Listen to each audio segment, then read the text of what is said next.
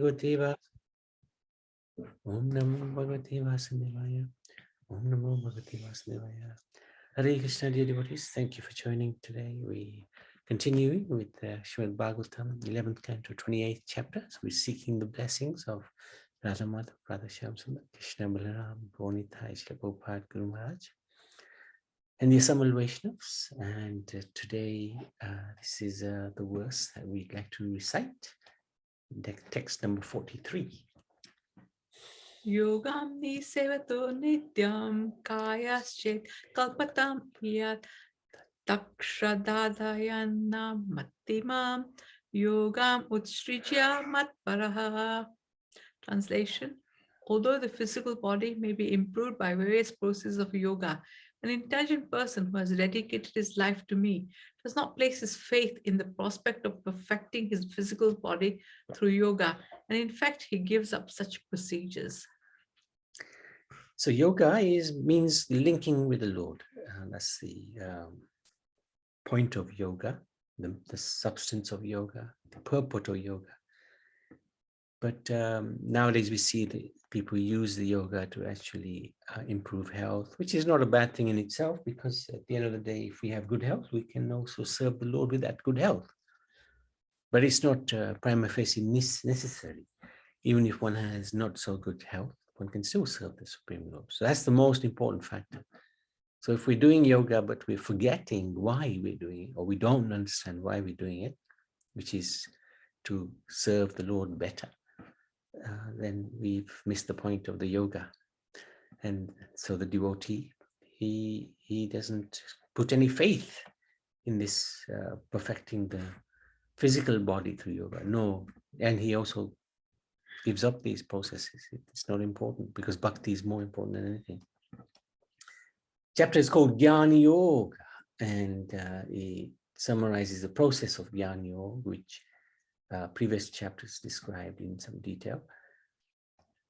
Krishna explains that every created thing in this universe is a material product of the three modes of nature, is subject to sensory perception.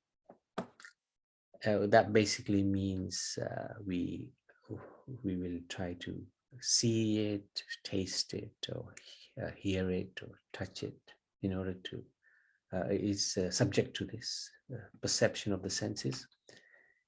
It's essentially temporary and hence unreal, because it will one day finish. So it's illusory. Well, actually, the designations of good and bad that we assign to the various objects and activities of this world are all superficial. It is better to avoid condemning or praising anything of this world, because doing so simply entangles one in matter and deprives one of the higher goals of spiritual life. This is a really interesting point. We see things in quite black and white ways. This is good, this is not bad, this is not good. But actually, Krishna is recommending, don't even worry trying to designate what's good or bad. In this world, everything is temporary and unreal.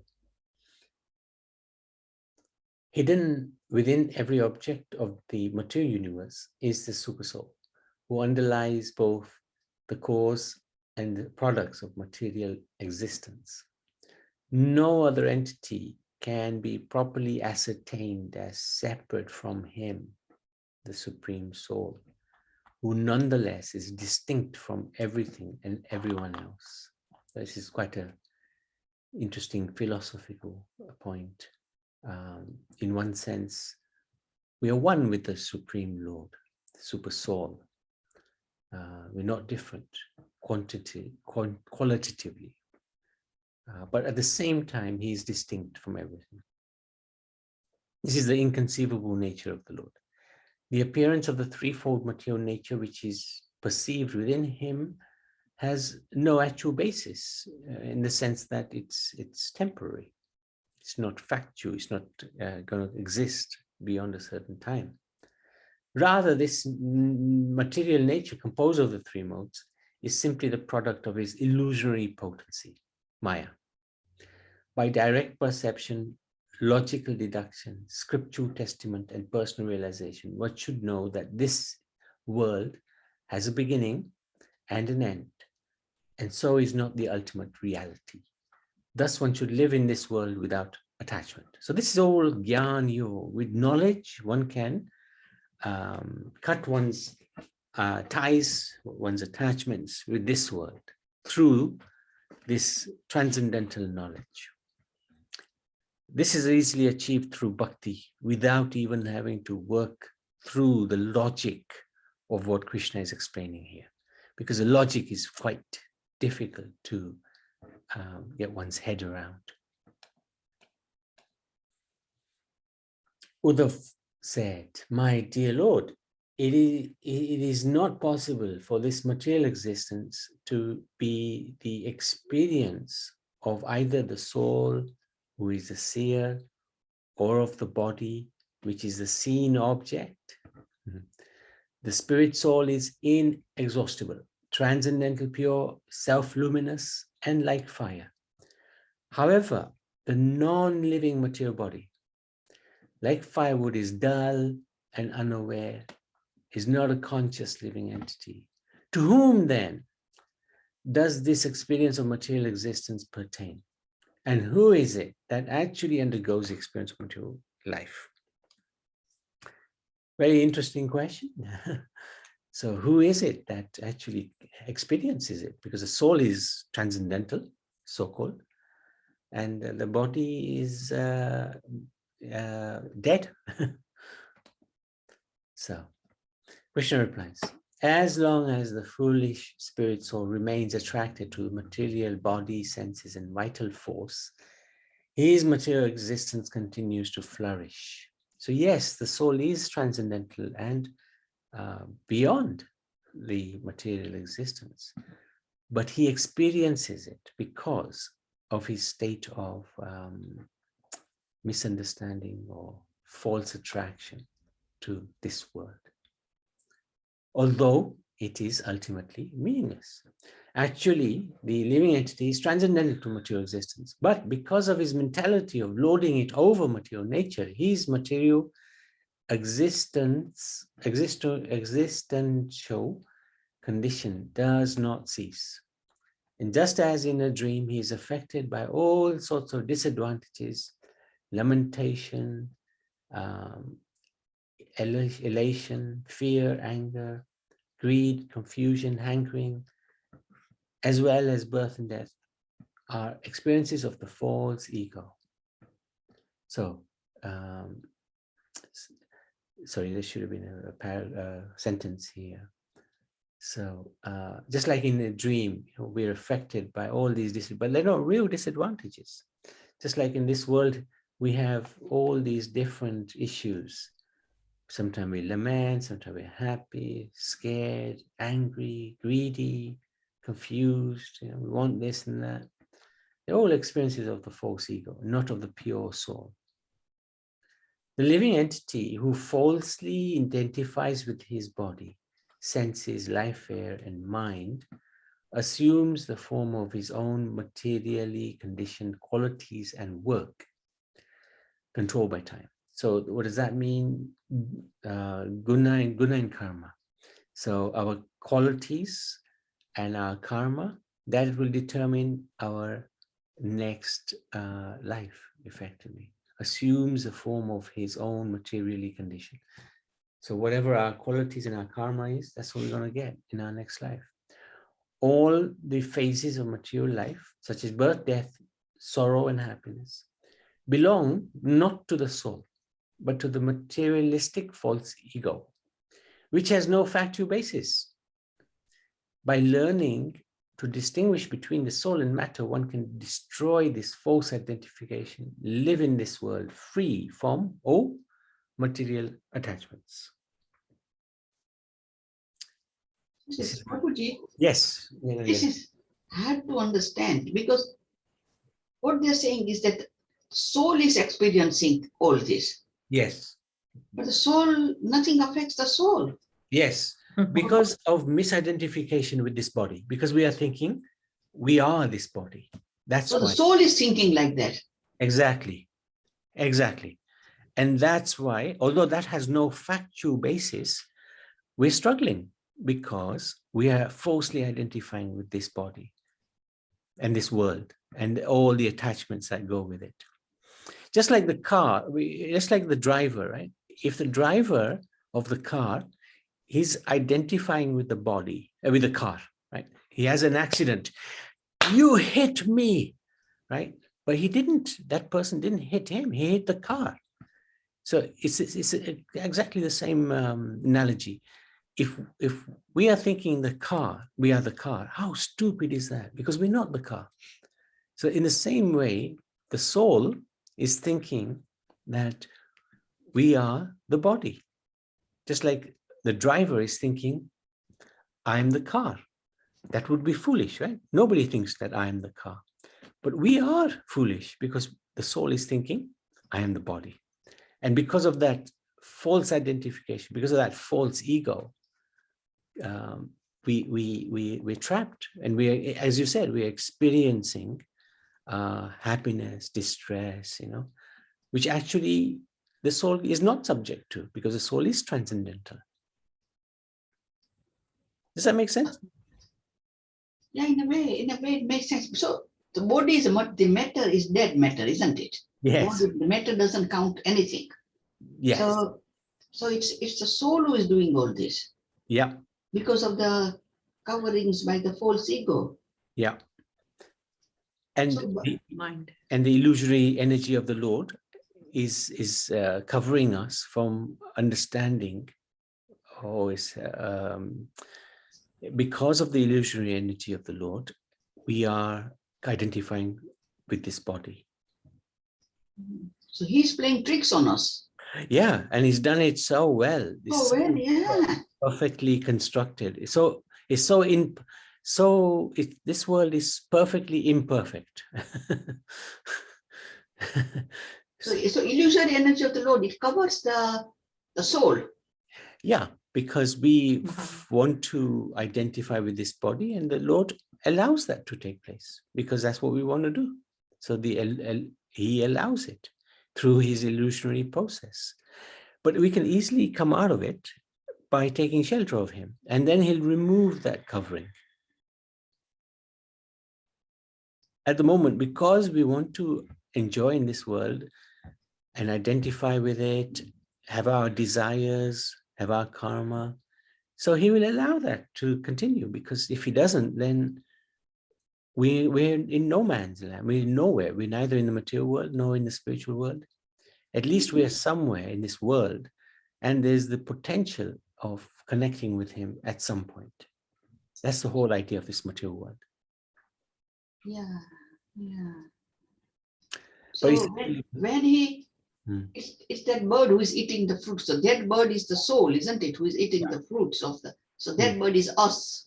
That's it. We are the effectively doing or thinking we're the doers, and he's watching, and he's got three jobs. He's watching, he's witnessing it, he's protecting us, and he's also guiding us. That's the three aspects of the super soul. So that concept that we desire, soul desire, it's provided by the material world. No, once sanctioned by the Lord. The soul is actually, that's the only thing it can do, desire, right? So that desire is the soul's desire. And the soul desires to enjoy separate from the Lord. Yeah. And so what it desires, there are three doers, isn't it? Yeah. 3, sometimes 5. Yep. Yeah, I get confused with 3 and the 5. So when soul desires, what it desires, it has to be provided by the material world, by the inferior energy of the Lord, once sanctioned by the Lord then. Correct. Very good. Good. Good understanding.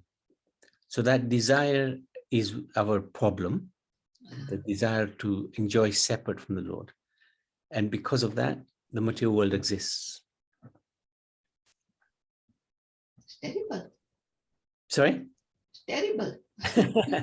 But it's easy as well to change the desires, right? Just to dovetail every desire into Krishna consciousness. Somehow they link everything, all aspects of our life into Krishna consciousness.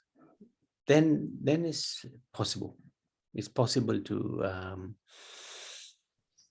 again connect with the Lord. Then also it takes so many births, isn't it? Dovetailing, birth after birth. I know it can, Srila Prabhupada says that in a second you can achieve Krishna consciousness. You see, if we dovetail everything within this life, then that's good. That's what more can we expect, you know? And then it's up to the Lord. Let him decide where we go, what to do, what happens. But as long as we put our best effort, because we are unfortunately in this Kali Yuga, in this material world, you know, so many disadvantages there. So so we can dovetail by doing Sanatana Dharma, Krishna conscious activities. That's it. Every activity, link it to the Lord. Whatever we're doing, continue doing it, because we're not going to stop. But just put Krishna in the center. So eating, for example, offer the food, and that becomes prasad. That's a spiritual activity. Going to work. I am going to work as my seva to the Lord, so that in your case, for example, you can help living entities become healthy. Or their bodies at least become healthy. And you see it as a service to the Lord. If you see everything as a service to the Lord, I am doing this to please you, my Lord. Even if it may not be completely directly, you know, to please him, but if we just have that mentality, eventually everything will become purified by the Lord's, you know, kindness. Sometimes it's hard to directly link something to the Lord, but all we got to say is, look, my dear Lord, I'm doing it to please you. I don't know how it relates to you, but let me just bear you in mind while I'm doing this. Because certain things we do, which has no connection to how to link it to Krishna, isn't it? That's what you just said. Yeah, it's hard to link. Hard to link. It's like taking out a car, or I know going shopping, we said that we shop for Krishna, but we don't 100% shop for Krishna, isn't it? We shop few vegetables for Krishna and the rest is for us. But whatever that is, offer it. Jayanti bought a trouser for me the other day. I offered it. Lord, try it on. I know you haven't got any legs, but try it. So you have a little laugh as well, but it's yeah, no, offer everything to the Lord. Yeah, okay. Yeah. All the household items, you know, whatever you buy a gift for somebody, offer it to the Lord first. It becomes prasad. Yes. So that's what Prabhupada, you know, his whole life, Guru Maharaj, you know, the whole life was just revolving around the Lord, you know. Nothing was separate from the Lord, which is amazing. Good examples, you know, good examples for us to look up to. Is that okay, anyway? Yes, yes, Prabhuji. No, thank you for that. Thank you for that discussion. Very important. Because we don't even realize we just playthings in the hands of Maya, you know, but it's good when Krishna explains all this. It's good to understand it.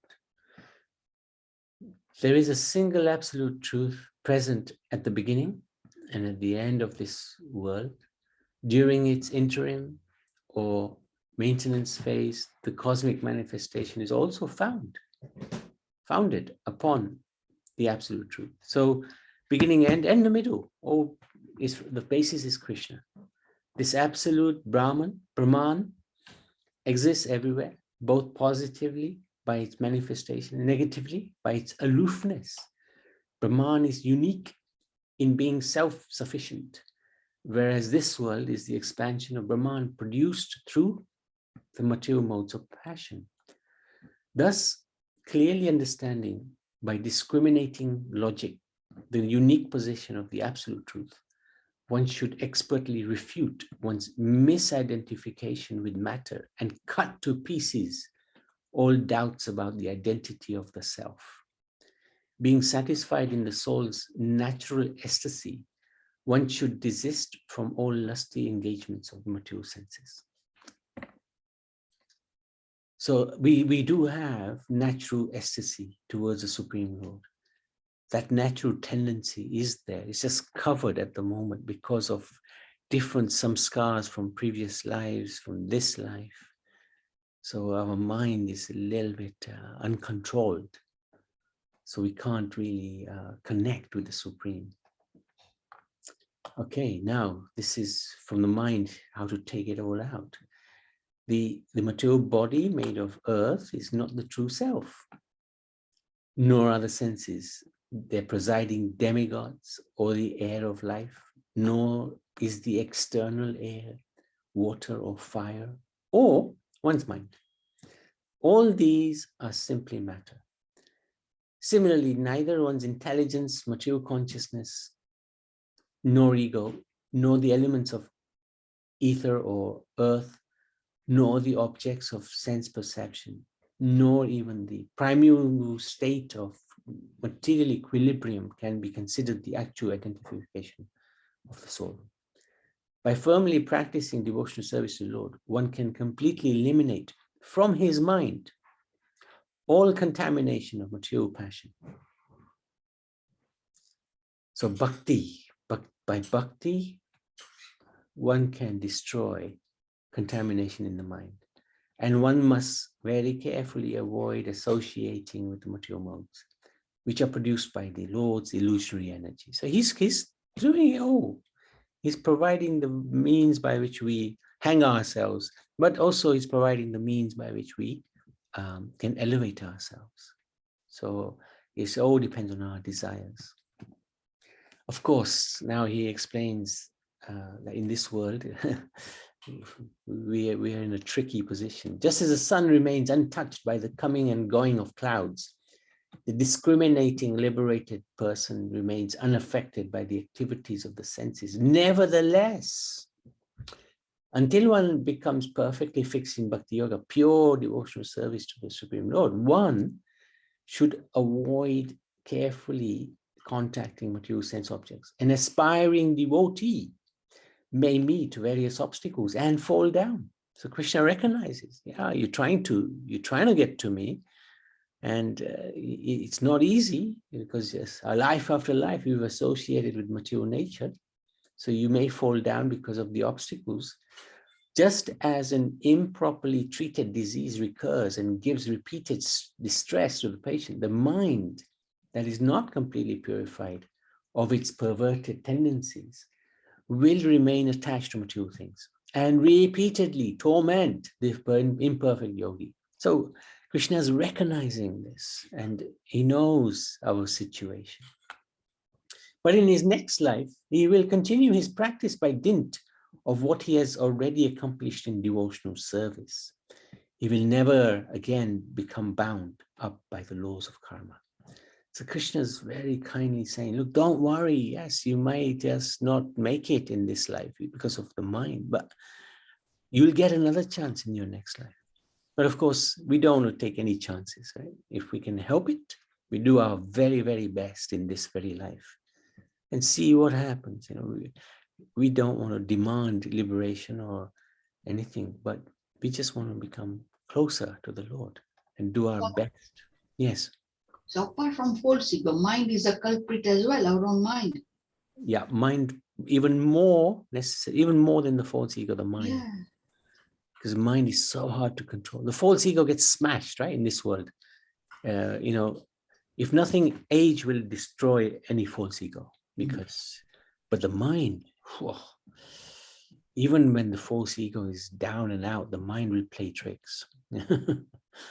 Is there a connection?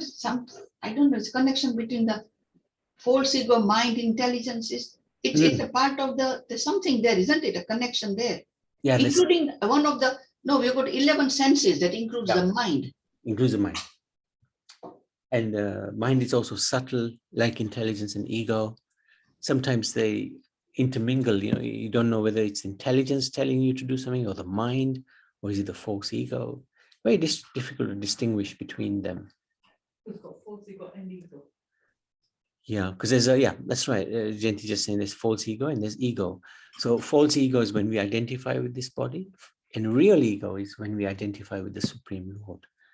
So yeah, it's the mind is, as Krishna also says in the Gita, right, 6th chapter, mind can be the best friend or the worst enemy.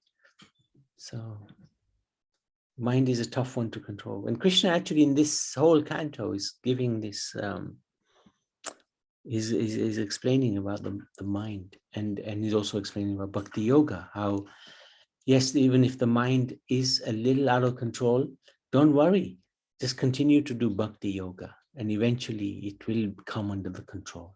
It will take time. An ordinary living entity performs material work and is transformed by the reactions to this work. So karma, and karma is doing, and then we get the reaction to that. And that's what is it has an impact on the material and living entity. Thus, he is driven by various desires to continue working fruitively up to the very moment of his death. And we see that, right? People go to work, they are 60, 70, 80, right? They have no other engagement in their life. They're just working. And what for? What for are you working? They don't. You ask the question, I've got to do something in my life. Well, this might be a good time in your old age, that you focus, why are you on this world? You know, instead of working, and then you don't even know who's going to enjoy that fruit of the work, because you're not going to enjoy it anymore. So it's time to wake up. A wise person, however, having experienced his own constitutional bliss, gives up all material desires and does not engage in fruitive work. The wise man does not even notice his own bodily activities. So this is actually the sage, doesn't even notice his own bodily activities. While standing, sitting, walking, etc., he understands the body is acting according to its own nature. Although a self-realized soul may sometimes see an impure object or activity, he does not accept it as real, as the impure sense objects are based on illusionary material duality. So this is a really high position. But even in a normal situation, at a certain age, one has to stop and think, okay, you know what? I'm going to try to find a higher purpose of life. And enough is enough now. If that doesn't come, then our life will be wasted. Okay. If during the immature stage of spiritual practice, one suffers physical disease or other disturbances, the Vedas enjoin that he should take proper measures to eradicate the problem. And some of these obstructions may be countered by yogic meditation. So Krishna is now giving us a little bit of Ayurveda by sitting postures, practicing together with concentration on controlled breathing. Others may counteract by special austerities, mantras, or medicinal herbs. For lust and other enemies of the mind, meditation on the Lord and Sankirtan is recommended. So these are the different. For the disease of false ego, rendering service to the Lord's saintly devotees. So Krishna is saying, yes, the body may go through different problems, and these are different ways to eliminate or reduce those problems. But then he says, by practicing yoga, some non-devotees keep their bodies youthful and fit, and may even achieve mystic perfections or long life. But these attainments are actually worthless. The Krishna just pulls a rug from underneath all the different yogic procedures, practices. In one sentence, it just destroys, a person's years and years of achievement because they are perfections only of the material body. Well, big deal. Krishna said, big deal. The soul, like a tree, is permanent, but the body, like a tree's fruit, is subject to destruction. We see the apple, right, on the apple tree. The apple we pick up and enjoy, but the tree continues to live. So in the same way, the soul, the body will die, will finish one day. The soul will use the body, it will finish, but the soul continues to exist. So an intelligent person is therefore uninterested in this kind of process. Rather, by taking shelter of the supreme lotus feet of the Supreme Lord, an aspiring devotee who is seriously dedicated to the Lord rids himself of all disturbances and becomes empowered to attain the highest perfection, the full bliss of spiritual life, and is never defeated by obstacles. Krishna is just giving us this, in a football match, the manager would give a talk to the team, now you can go out there and win this match, and Krishna is doing the same for us. He's saying, don't worry, if you may have problems with your body and mind, just continue with bhakti yoga, and you will dedicate yourself to me, and all your disturbances will be eradicated, and you will become empowered to attain the highest perfection. So he's doing a good team talk, so we can, link into that and pray for his kindness and his compassion. And these are just the most incredible chapters. I mean, 11th canto I've been through a few times, but I never quite understood or the depth of it. But it's the whole canto is just philosophy, important philosophy for us to get our heads around, and really can help us a great deal to understand the way this world works, how we should be thinking, so that we can properly become situated in bhakti. So anything else, Naliven? Reading this, it was quite difficult to make sense. Yeah, it is. You've shown some light, so something to think about on it. Yeah, no, thank you. And these chapters are highly philosophical. I hadn't appreciated until going through it now how philosophical, because now we have to try to understand what Krishna is saying, But he's giving so much incredible knowledge, incredible gyan. Yeah. Okay, thank you. Anything else? Anybody else to comment or ask? Hare Krishna, Prabhuji. Hare Krishna Karuna. Yes, I just want to share something. Yeah. When my Pitaji retired from the service, then at that time we met Guru Maharaj. And then it's the first time that we met Guru Maharaj. Guru Maharaj was asking us what we were doing. So when it came to Pitaji, then he said that he just got retired. So then he asked, are you chanting? Are you vegetarian? Etc. So then Pitaji said, yes, we are all vegetarian, but he wasn't chanting rounds at that time. So then we had a whole lecture on why we are here, what is that we should be doing. So he told Pitaji that now you're retired, so now it's time you start chanting and you start becoming serious in your bhakti yoga. So that's what a wonderful, unique type of class that we had.